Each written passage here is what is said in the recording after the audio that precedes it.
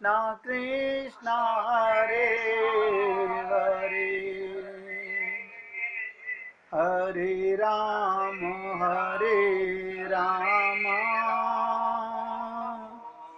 राम राम हरे हरे, हरे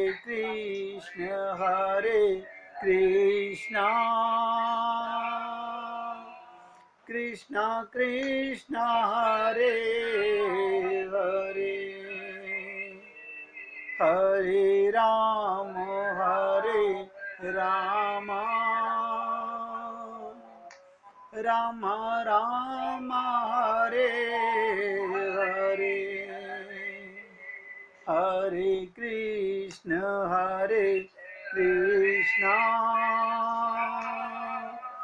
कृष्णा कृष्णा हरे हरे, हरे राम राम राम राम हरे हरे। सभी भक्तों से निवेदन, एकाग्रचित होकर सुनोगे तब समझ पाओगे। ध्यान से सुनिएगा। आत्मा अजन्मा है, बहुत गहराई से समझिएगा। इसका मतलब आप और हम लोग अजन्मा हैं, आत्मा का जन्म नहीं होता। तो ये बार बार जन्म में आते हैं, मृत्यु होती है। ये सब नोट करें, शरीर का जन्म होता है, शरीर की मृत्यु होती है। तो पुनर्जन्म को समझने के लिए शरीर को समझना पड़ेगा। शरीर को समझना बहुत आवश्यक है। पैदा होने वाला मरने वाला कौन है? आप नहीं हो, ये शरीर है। अब तो गुरुजी से कहता है, गुरुजी जब इतनी बात बताइए तो इतना भी बता दीजिए, शरीर के बारे में समझा दीजिए। आप सब लोग तो अजन्मा हैं क्योंकि आत्मा है, लेकिन क्योंकि आप अपना जन्मदिन भी मनाते हैं, मृत्यु दिन भी मनाते हैं शरीर का। बच्चे मनाते हैं माँ बाप की मृत्यु का, लेकिन वो शरीर की मृत्यु का है। सब नोट कीजिएगा, जो जन्मदिन हो रहा है वो शरीर का है और मृत्यु का है, शरीर के। तो शरीर के बारे में समझिए। देखिए, बातें मत कीजिए। हमारे शरीर को निर्माण प्रकृति से हुआ है। ये शरीर पंच महाभूत का है।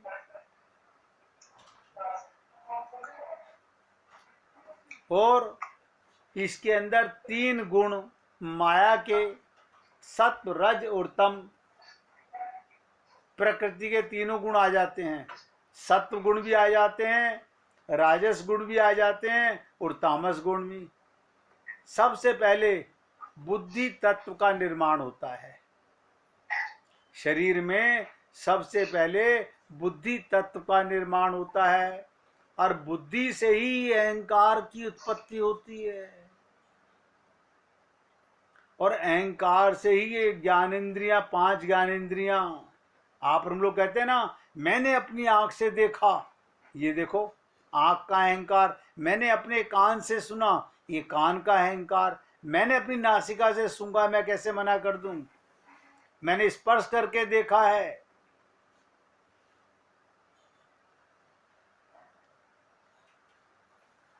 और इन पांचों का नेता है मन। और 5 कर्मेंद्रियां आप सब जानते हो। शरीर की रचना को 2 भागों में बांटा जाता है। वैसे तो वेदों में, शास्त्रों में 3 शरीर बताए गए हैं, लेकिन आम जीव के लिए समझाने के लिए 2 शरीर समझाए जाते हैं, एक स्थूल शरीर और एक सूक्ष्म शरीर। अब जैसे जैसे गुरु बोलता रहा, शिष्य प्रश्न करता रहा, सूक्ष्म शरीर किसको बोलते हैं? ध्यान दीजिएगा। सूक्ष्म शरीर में बुद्धि, मन, बुद्धि, अहंकार और पांचों ज्ञानेंद्रियां, ये सूक्ष्म शरीर आत्मा को सृष्टि के आरंभ में मिलता है। जिस समय सृष्टि की रचना होती है, प्रलय के बाद ये सारी आत्माएं परमात्मा के उदर में चली जाती हैं। उसके बाद जब द्वारा सृष्टि की रचना होती है, तब ये सूक्ष्म शरीर निर्माण होता है। वही एक ही सूक्ष्म शरीर,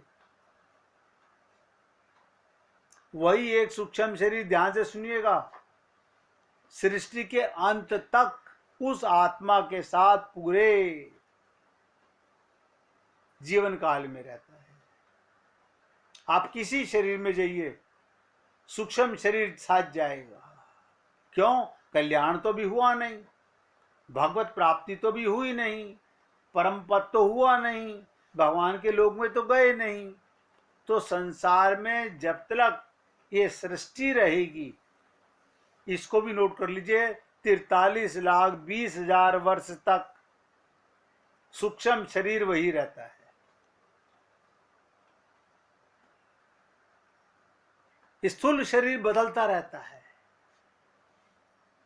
हम जिस जिस योनि में गए,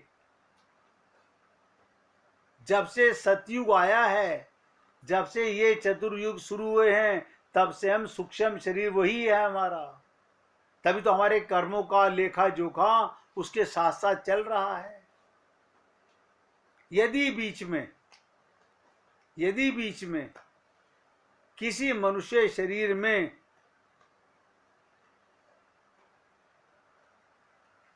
जन्म की क्रिया खत्म हो जाए, तो 3 चीज होंगी, या तो मुक्ति होगी, या मोक्ष होगा, या भगवत प्राप्ति होगी। मुक्ति माने छुटकारा, 84 लाख योनियों में आने से छुटकारा हो गया। मोक्ष माने भी यही है, पुनरपि जननम पुनरपि मरणम से बच गए। और भगवत प्राप्ति का मतलब क्या होता है? भगवान के लोक में चले जाना। तो मुक्ति में भी सूक्ष्म शरीर वापस प्रकृति में मिल जाता है, मोक्ष में भी वापस प्रकृति में मिल जाता है, और भगवत प्राप्ति में तो ये शरीर यही रखा लिया जाता है। सूक्ष्म शरीर भी, मेरा मन मेरी बुद्धि जो माइक थी वो सब दिव्य हो गई भगवान के पास। दिव्य सूक्ष्म शरीर में, दिव्य शरीर में आत्मा जाती है।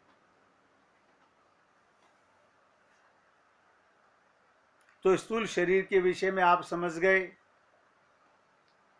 5 कर्मेंद्रियां और 5 ज्ञानेंद्रियों से, मन बुद्धि चित्त से बना हुआ ये शरीर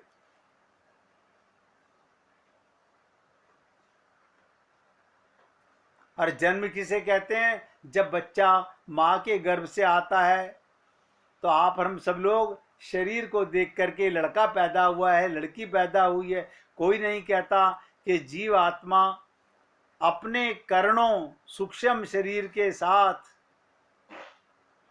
पंच भौतिक शरीर में आ जाना जन्म कहलाता है।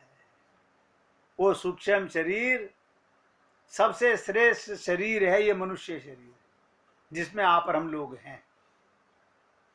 अब मृत्यु क्या होती है? देखो, जन्म तो आपने समझ लिया। मृत्यु जब जीवात्मा अपने पंच भौतिक स्थूल शरीर से उसका वियोग हो जाता है, जिसका जन्म हुआ था उसकी मृत्यु हो गई, तो उसे ही मृत्यु कहते हैं। परंतु केवल स्थूल शरीर की मृत्यु होती है, सूक्ष्म शरीर की मृत्यु नहीं होती। सब नोट कर लेंगे। सूक्ष्म शरीर भी छूट जाए तो मोक्ष कहलाता है, मृत्यु नहीं कहलाएगी। इसका तो मोक्ष हो गया। मृत्यु केवल शरीर बदलने की क्रिया को कहा गया है। और आप और हम लोग इस शरीर की मृत्यु देखिएगा, आपको अपने शरीर की मृत्यु पर कभी नहीं रोना पड़ेगा। देखिए कितनी विचित्र चीज है, शरीर आपका मरेगा, रोएगी दुनिया। वो क्यों रोएगी? या तो आपसे अच्छा स्वार्थ पूरा हो रहा था, उस स्वार्थ को रोती है दुनिया। आप कभी नहीं रोएंगे शरीर की मृत्यु का, आपको पता ही नहीं चलेगा।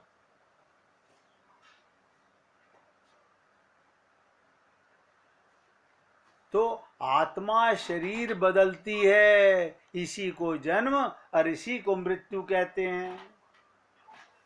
मगर वो शिष्य नहीं माना, गुरुजी से पूछने लगा। गुरुजी जब इतनी बात बता दी, खोपड़ी खुजाने लगा कि मृत्यु होती ही क्यों है, मृत्यु होती ही क्यों है। तो गुरुजी बोले, जैसे किसी एक वस्तु का निरंतर प्रयोग करते रहते उस वस्तु का सामर्थ्य घट जाता है और उस वस्तु का बदलना आवश्यक हो जाता है, ठीक वैसे ही एक शरीर का सामर्थ्य भी घट जाता है और इंद्रियां निर्बल हो जाती हैं, जिस कारण उस शरीर को बदलने की क्रिया का नाम मृत्यु है।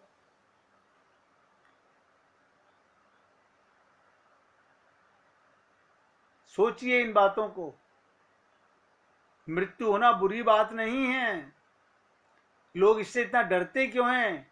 क्योंकि उनको मृत्यु के वैज्ञानिक स्वरूप की जानकारी नहीं है। हम लोग अज्ञानी हैं, इसलिए मृत्यु से रोते हैं, डरते हैं। वे समझते हैं कि मृत्यु के समय बहुत कष्ट होता है। उन्होंने वेद, उपनिषद या दर्शनों को कभी गहराई से ना पढ़ा है ना समझा है। जो मृत्यु के समय कैसा लगता है, ध्यान से सुनिएगा। जब आप बिस्तर में लेटे लेटे नींद में जाने लगते हैं तो आपको कैसा लगता है, आप बताइएगा। जब आप गहरी नींद में जाते हैं तो कैसा लगता है? नींद आई आई आई, आ गई, खत्म। ठीक वैसे ही मृत्यु की अवस्था में जाने में लगता है। उसके बाद कुछ अनुभव नहीं होता। जैसे आप गहरी नींद में सो जाते हो, आपको कुछ अनुभव नहीं हो रहा। घर में 4 जने टेलीविजन देख रहे हैं, आप गहरी नींद में सो गए, आपको कोई अनुभव नहीं है। कान खुले हुए थे, हाँ कान तो खुले हुए थे, आवाज नहीं आ रही। देखिए कमाल की चीज, वही कान हैं जिन्हें आप कहते हो मैं कान से सुन रहा था, तो कान तो तब भी खुले हुए थे जब आप सो गए। फिर सोया कौन?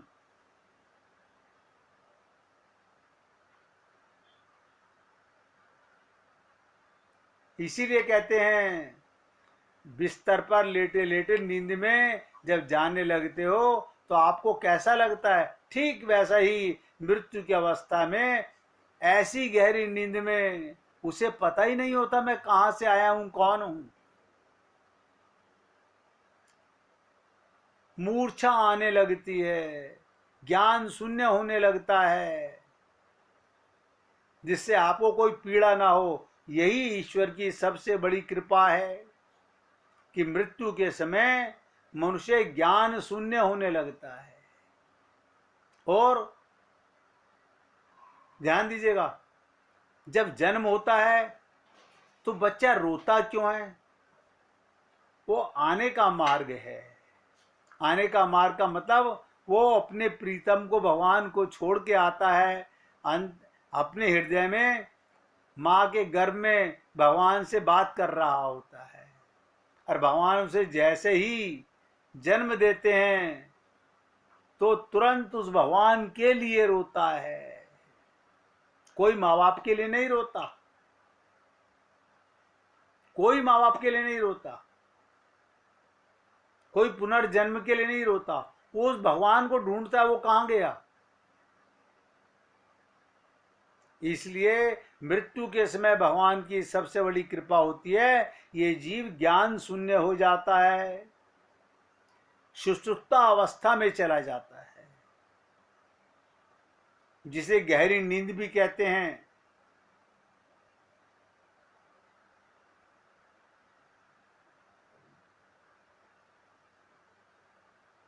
इसलिए बहुत गहरी बातें हैं। महाभारत के युद्ध में जब अर्जुन भीष्म द्रोणादि की मृत्यु के भय से युद्ध की मंशा को त्याग बैठा था, ध्यान से सुनिएगा, अर्जुन मुझे भीष्म का द्रोण आदि की मृत्यु के भय से युद्ध की मंशा को त्याग बैठा था, तो भगवान श्री कृष्ण ने भी अर्जुन को इसी सांख्य योग निष्काम कर्मों के सिद्धांत के माध्यम से जीवन मृत्यु का ही रहस्य समझाया था और बताया था शरीर मरण धर्म है। उसी शरीर विज्ञान को जानकर अर्जुन भय मुक्त हो गया था। आप और हम लोग भय मुक्त नहीं होते, हम सदा भय में रहते हैं। इसीलिए वेदों का, ग्रंथों का, संतों का संग करने से जीव अपना शीश भी कटा देते हैं, मृत्यु से भयभीत नहीं होते, प्रसन्नता पूर्वक मृत्यु का आलिंगन कर लेते हैं। इसीलिए भक्तों की मृत्यु मंगलकारी होती है, और जो शरीर मान के मरता है उनकी मृत्यु कष्टकारी होती है। दोनों में अंतर यही है, भक्त की मृत्यु मंगलकारी होगी और जो अपने को शरीर मानेगा, संसार में ममता मोह आसक्ति करेगा, उसकी कष्टकारी होगी। बहुत सारे प्रश्न हैं जीवन के अंदर, लेकिन हम सारे प्रश्नों को जानने की आवश्यकता नहीं। असली चीज समझ लीजिएगा, आप अजन्मा हो। अपनी इस भूल को जो व्यक्ति जान लेता है कि मेरा जन्म नहीं हो सकता, मैं अजन्मा हूं, लेकिन हम नहीं महसूस करते।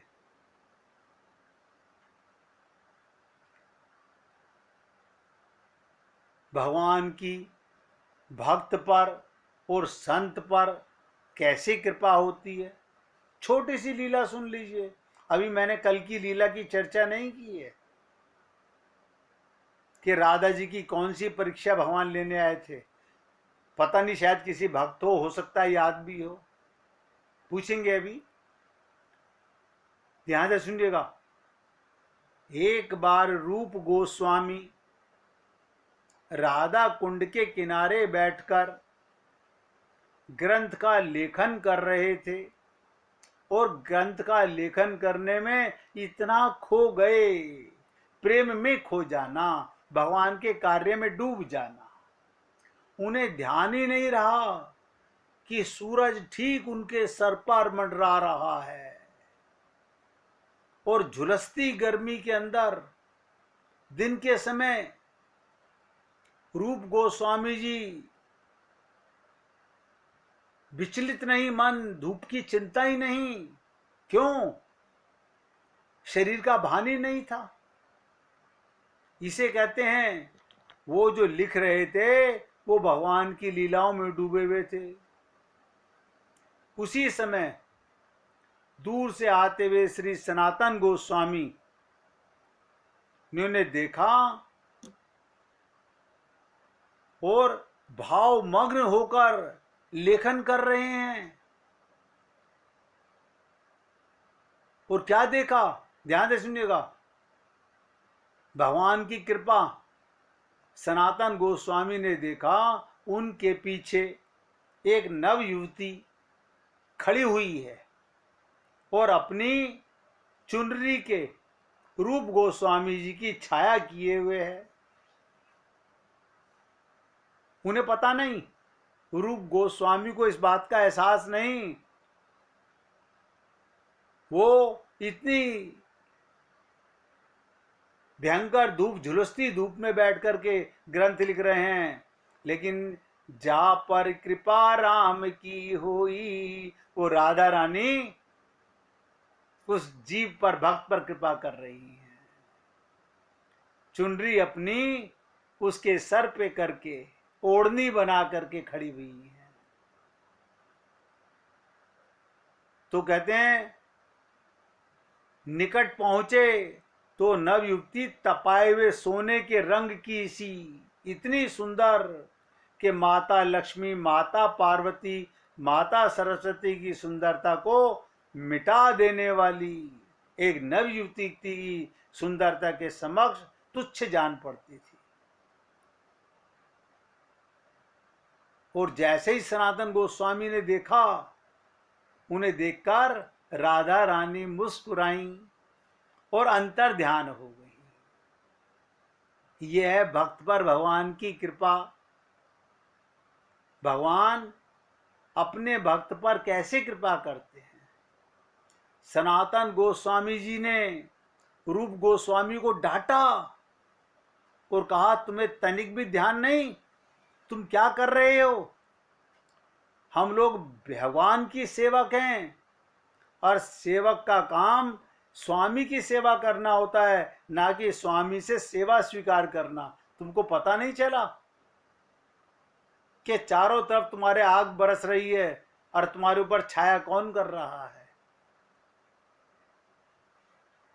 इस प्रकार राधा रानी से सेवा कैसे करवा सकते हो। आज ही तुम अपने लिए एक कुटिया बनाओ ताकि द्वारा राधा रानी को तुम्हारी वजह से कष्ट ना उठाना पड़े। लेकिन आप और हम लोग नहीं सोच पाते। आप लोगों को लगता होगा काश राधा रानी हम पे भी कृपा करें। अरे कर रही हैं। अभी उसका भी चर्चा बता देता हूं। 1 मिनट कीर्तन कीजिएगा। भज राधे गोविंदा रे पगले।